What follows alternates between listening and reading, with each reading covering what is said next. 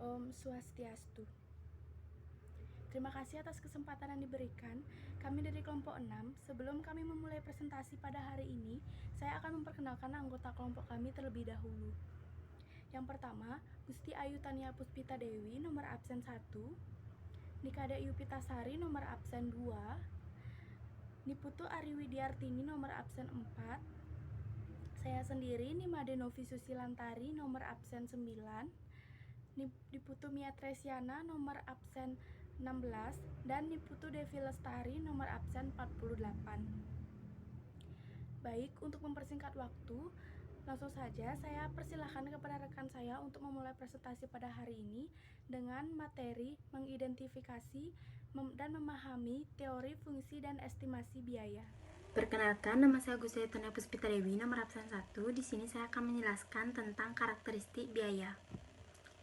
Pengertian biaya tidak dapat dipisahkan dengan pengertian cost, aset, dan rugi atau loss. Biaya adalah bagian dari harga pokok aktiva yang digunakan untuk memperoleh pendapatan. Karakteristik biaya. Hal-hal yang penting dalam analisis biaya adalah perbedaan antara biaya eksplisit dan implisit. Biaya eksplisit atau explicit cost yang berarti pengeluaran aktual perusahaan untuk mempekerjakan tenaga kerja, menyewa atau membeli input yang dibutuhkan dalam produksi. Yang kedua ada biaya implisit atau implicit cost yang berarti nilai input yang dimiliki dan digunakan oleh perusahaan dalam aktivitas produksinya sendiri. Sekian presentasi dari saya, akan dilanjutkan oleh teman saya. Perkenalkan, nama saya Nikada Yupitasari, nomor absen 2. Di sini saya akan melanjutkan presentasi dari teman saya. Saya akan mempresentasikan biaya jangka pendek dan jangka panjang. Biaya jangka pendek yaitu jangka waktu di mana sebagian faktor produksi tidak dapat ditambah jumlahnya. Salah satu faktor produksi bersifat tetap, yang lainnya berubah. Beberapa pengertian biaya dalam jangka pendek yaitu yang pertama, biaya total, yaitu keseluruhan jumlah biaya yang dikeluarkan yang terdiri dari biaya tetap atau TFC dan biaya variabel atau TVC. Yang kedua, biaya tetap total, yaitu keseluruhan biaya yang dikeluarkan untuk memperoleh faktor produksi yang tidak dapat diubah jumlahnya. Yang ketiga, biaya berubah total, yaitu keseluruhan biaya yang dikeluarkan untuk memperoleh faktor produksi yang dapat diubah jumlahnya. Yang keempat, biaya tetap total, yaitu perbandingan antara biaya tetap dengan kuantitas output. Yang kelima, biaya berubah rata-rata, yaitu perbandingan antara biaya variabel dengan kuantitas output. Yang keenam, biaya total rata-rata, yaitu perbandingan antara biaya total dengan kuantitas output. Yang ketujuh, biaya marginal, yaitu kenaikan biaya produksi yang dikeluarkan untuk menambah produksi sebanyak 1 unit. Yang kedua, biaya jangka panjang adalah biaya yang menunjukkan semua faktor produksi dapat mengalami perubahan. Semua faktor produksi bersifat berubah. Biaya rata-rata jangka panjang yaitu biaya rata-rata yang paling minimum untuk berbagai tingkat produksi apabila perusahaan selalu berubah kapasitas produksinya. Sekian presentasi dari saya, akan dilanjutkan oleh teman saya. Terima kasih. Perkenalkan, nama saya Niputu Ari Widiartini, absen 4. Di sini saya ingin menjelaskan mengenai fungsi dari kurva biaya. Yang pertama, fungsi biaya jangka pendek. Fungsi biaya total dan biaya per unit jangka pendek mendefinisikan jangka pendek sebagai suatu periode di mana beberapa input perusahaan adalah tetap, tidak dapat diubah dengan mudah, kecuali mungkin dengan beban yang besar. Biaya tetap total atau total fixed cost adalah kewajiban total perusahaan per periode waktu untuk seluruh input tetap. Biaya variabel total atau total variable cost adalah kewajiban total perusahaan per periode waktu untuk seluruh input variabel yang digunakan. Biaya total atau total cost sama dengan biaya tetap total ditambah dengan biaya variabel total. Yang kedua, fungsi biaya jangka panjang. Total biaya jangka panjang long run total cost sama dengan LTC sama dengan F dalam kurung Q. Biaya rata-rata jangka panjang atau long run average cost sama dengan LAC sama dengan LTC garing Q. Biaya marginal jangka panjang atau long run marginal cost sama dengan LMC sama dengan delta LTC garing delta Q. Bentuk kurva biaya dalam jangka pendek. Kurva TC atau Q. Bentuk kurva biaya dalam jangka pendek. Kurva TC atau total cost merupakan penjumlahan kurva TFC dan TVC. Oleh karena itu, kurva TC berawal dari pangkal TFC dengan bentuk mengikuti bentuk kurva TVC. Jarak antara kurva TC dan TVC menunjukkan nilai biaya tetapnya. Untuk gambar kurva, kalian bisa lihat pada makalah kelompok 6. Kemudian kurva biaya total jangka panjang. Kurva biaya total rata-rata jangka panjang dapat didefinisikan sebagai kurva yang menunjukkan biaya rata-rata yang paling minimum untuk berbagai tingkat produksi apabila perusahaan dapat selalu mengubah kapasitas produksinya.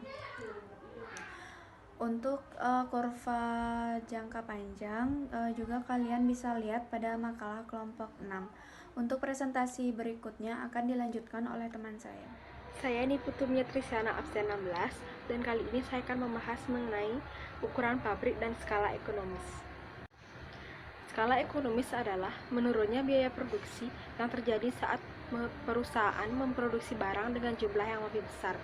Jika skala ekonomis terjadi, maka bisa dikatakan sebuah perusahaan telah berhasil berkembang, terbukti dengan meningkatnya unit produksi. Tentu saja hal ini sangat menguntungkan bagi perusahaan yang bersangkutan. Tipe-tipe skala ekonomis. Yang pertama ada skala ekonomis internal dan yang kedua ada skala ekonomis eksternal. Skala ekonomis internal biasanya hanya bisa diraih oleh perusahaan besar. Mereka biasanya membeli bahan baku dalam partai besar untuk mendapatkan harga yang murah. Dari harga murah tersebut, perusahaan bisa menghasilkan lebih banyak barang dijual dengan harga rendah, namun tetap mendapatkan keuntungan. Berikut ini adalah 5 jenis skala ekonomis internal yang ada. Yang pertama adalah teknis, yang kedua yaitu kekuatan monopsoni, yang ketiga manajerial terspesialisasi, yang keempat finansial, dan yang terakhir yaitu jaringan. Skala ekonomis eksternal yaitu skala ekonomis yang terdiri dari komponen-komponen yang tidak dapat dikendalikan oleh perusahaan, namun berdampak langsung bagi keberlangsungan bisnis mereka. Dari sekian banyak jenis skala ekonomis eksternal, peran pemerintah memegang pengaruh yang besar. Faktor keberhasilan skala ekonomis. Yang pertama yaitu harga bahan baku, yang kedua input yang mahal, yang ketiga spesialisasi pekerjaan, yang keempat sistem yang terorganisir, yang kelima peningkatan pembelajaran. Baik, materi selanjutnya akan dilanjutkan oleh teman saya.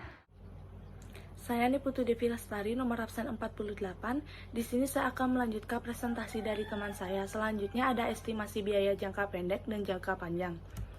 Yang pertama, estimasi biaya jangka pendek. Metode yang digunakan dalam mengestimasi biaya jangka pendek yaitu analisis regresi, di mana biaya variabel total diregresikan terhadap output dan beberapa variabel lainnya, seperti harga input dan kondisi operasi selama periode waktu di mana ukuran pabrik tetap. Yang biasa diestimasi adalah biaya variabel total dan biaya total, karena sulitnya mengalokasikan biaya tetap ke dalam berbagai produk yang diproduksi oleh perusahaan. Ada beberapa syarat untuk estimasi, yaitu yang pertama, harga input konstan, yang kedua, biaya oportunitas harus dikeluarkan dari data biaya akuntansi, yang ketiga, biaya harus dialokasikan secara tepat ke dalam berbagai produk, yang keempat, biaya harus dipasangkan sesuai dengan output sepanjang waktu, yang kelima, harus menentukan panjang periode waktu, dan yang keenam, biaya harus dikoreksi juga berdasarkan inflasi. Selanjutnya ada bentuk fungsional untuk biaya jangka pendek. Itu ada dua. Yang pertama, bentuk teoritis dan pendekatan linear. Bentuk teoritis untuk total variable cost, rumusnya TVC sama dengan AKI plus BQ pangkat 2 ditambah CQ pangkat 3. Untuk average variable cost, rumusnya AVC sama dengan TVC per Q sama dengan A plus BQ plus CQ pangkat 2. Untuk marginal cost, rumusnya MC sama dengan A plus 2BQ plus 3 CQ pangkat 2. Untuk pendekatan linear, untuk mencari total variable cost, rumusnya TVC sama dengan A plus BQ.